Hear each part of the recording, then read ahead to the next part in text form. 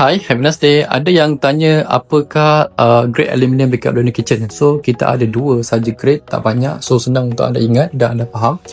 Grade yang pertama adalah ACP aluminium. Kalau anda tengok dekat bahagian atas, anda nampak yang satu body cabinet yang ada plain rata je macam ni kan. Okey, ini adalah ACP aluminium. Grade yang kedua dekat Blender Kitchen, kita ada solid aluminium. Jadi solid aluminium, dia punya body dia macam yang anda tengok, nampak tak macam ada garis-garis panjang macam tu kan. Ini adalah solid aluminium. Jadi apa beza antara SCP dan juga solid aluminium? Pertama, beza dekat harga lah. Kalau anda beli SCP dia murah sikit, kalau anda beli solid dia mahal sikit. Okay? Dari segi kekuatan pula, SCP ni dia mampu untuk menampung berat. Kalau shaft aluminium ni dia mampu untuk tampung berat dalam 30 kg. Kalau macam solid ni dia mampu untuk tampung berat sampai 35 ke 40 kg lah.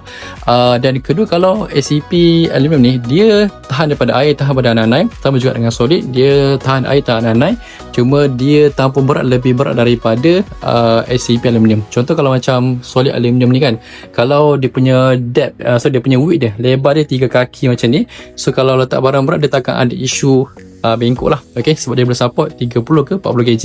Tapi kalau macam SCP, anda buat dia punya lebar dia sampai 3 kaki macam ni, dan anda letak barang lebih daripada 30 kg, dia ada potensi untuk bench lah. Untuk saya pegang macam ni, nampak tak? Dia macam ada goyang sikit kan. Itu untuk SCP aluminium.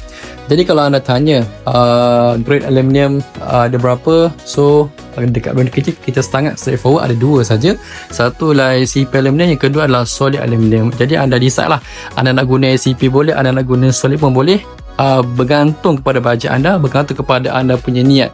Adakah anda guna kabinet aluminium hanya sekadar untuk avoid daripada air nanai, ataupun anda guna kabinet aluminium tu untuk letak barang yang berat.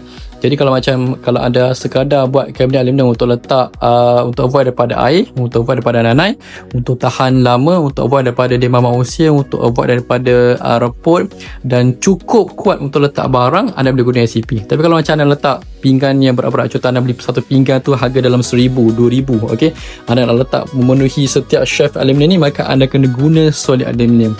Jadi hopefully anda dapat sesuatu.